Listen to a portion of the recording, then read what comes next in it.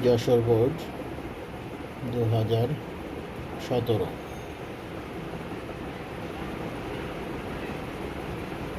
খ বিভাগ থেকে আমরা অঙ্ক স্টার্ট করি। 3 নম্বর অঙ্ক। 3-এর ক, প্রারম্ভিক মূলধন।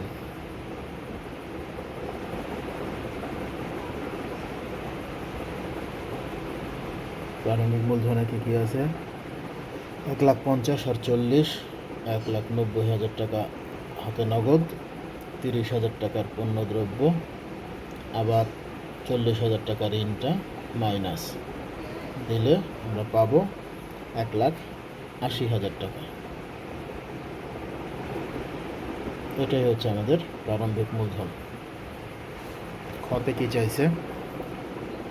স্বত্বাধিকারের পরিমাণ নির্ণয় করো। লেনদেনের ভিত্তিতে জনবা বলে স্বত্বাধিকারের পরিমাণ।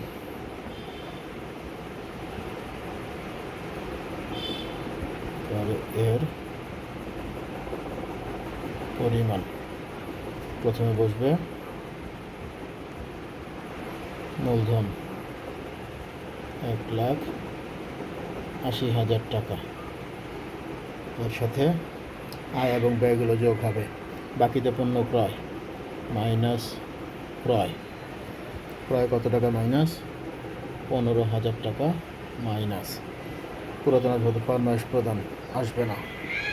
পুরাতন আসবাবপত্র বিক্রয়ের জন্য বিজ্ঞাপন ব্যয় মাইনাস বিজ্ঞাপন 800 যোগ পণ্য বিক্রি করছি 25,000 টাকা। এটা 25,000 টাকা প্লাস। এইভাবে যোগ বিয়োগ করলে আমাদের হাতে 1,80,000 মাইনাস 15,000 মাইনাস 800 প্লাস 25,000, 1,89,200। এটা হচ্ছে স্বত্বাধিকারী।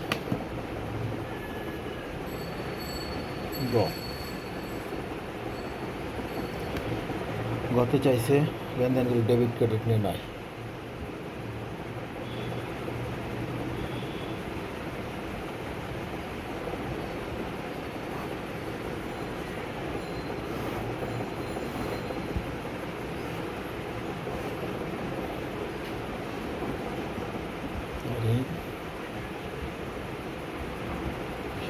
নাম ডেবিট ক্রেডিট। জানুয়ারি 1 নগদান হিসাব, ক্রয় হিসাব, ঋণ হিসাব, মূলধন হিসাব। Debit debit credit credit.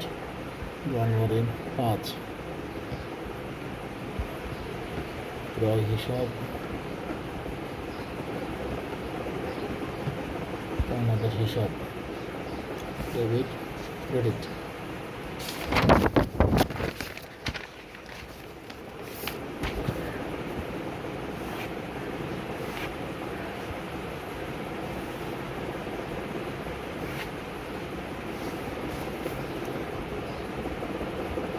জানুয়ারি 7 আসবাবপত্র ক্রয় হিসাব, নগদান হিসাব ডেবিট ক্রেডিট। জানুয়ারি 10 আসবে না। জানুয়ারির 15 পুরাতন আসবাবপত্র বিক্রয়, নগদান হিসাব, আসবাবপত্র হিসাব। অনুরোধ পরে 20 বিজ্ঞাপন ব্যয়, বিজ্ঞাপন হিসাব, নগদান হিসাব। 20-এর পরে 30 পণ্য বিক্রয়, নগদান হিসাব, বিক্রয় হিসাব ডেবিট ক্রেডিট। 8 নম্বর অঙ্কটা আমরা এখন করব। 8-এর ক, এমএলএ অন্তর্ভুক্ত হবে না যে দফাগুলো। নগদ তহবিল প্রথম দিনেরটা ব্যাংক জমা প্রথম দিনেরটা, সমাপনী মজুদ পণ্য আসবে না, হাতে নগদ ব্যাংকটা, এই তিনটে অ্যামাউন্টে আসবে না। কী কী? প্রারম্ভিক নগদ, প্রারম্ভিক ব্যাংক, আর আসবে সমাপনী মজুদ। এই তিনটা জিনিস আসবে না।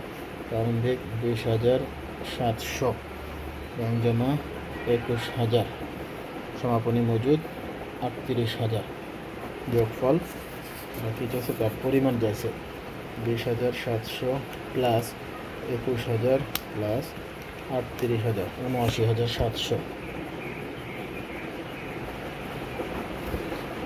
খ নম্বর কি চাইছে? জনাব সুজিতের রেয়ামিল প্রস্তুত করো। জনাব সুজিত,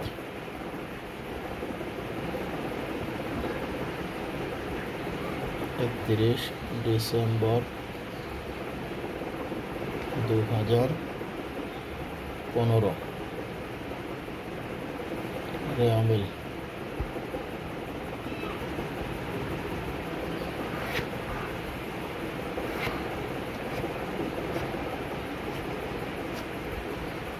নং, হিসাবের নাম,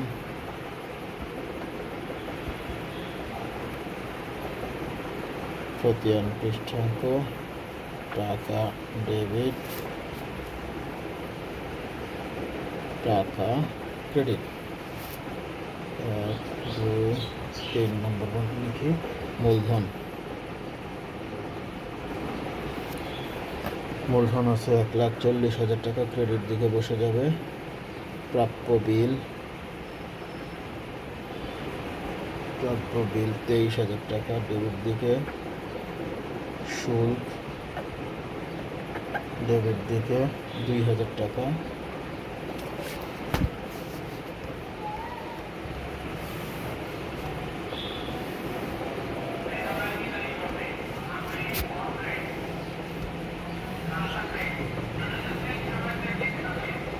চার নম্বরে বসবে ভাড়া, ডেবিট দিকে 2,700, হাতে নগদ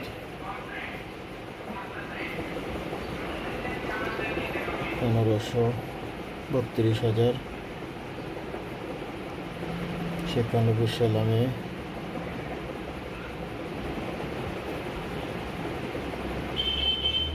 1500, ক্রেডিট দিকে।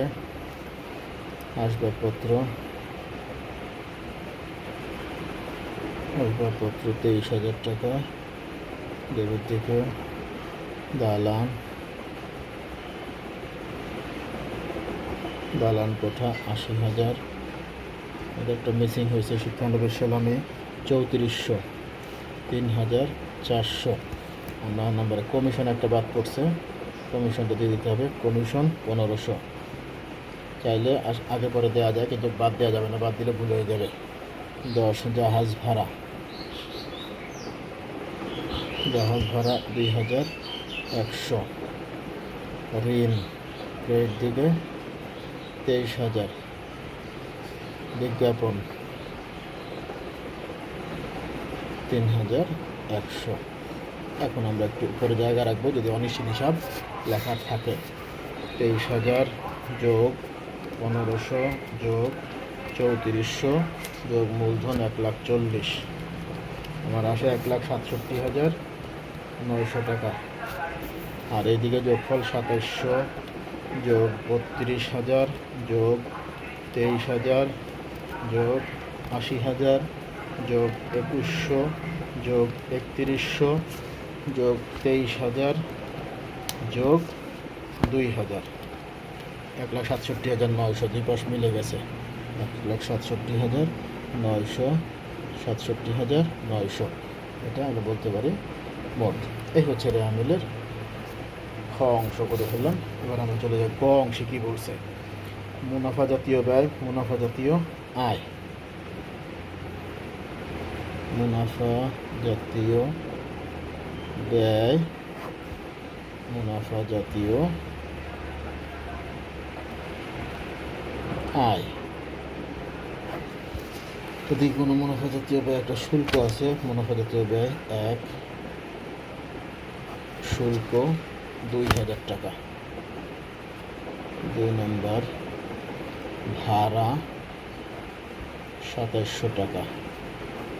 হাতে নগদের কোনো শিক্ষানবিশ সেলামি।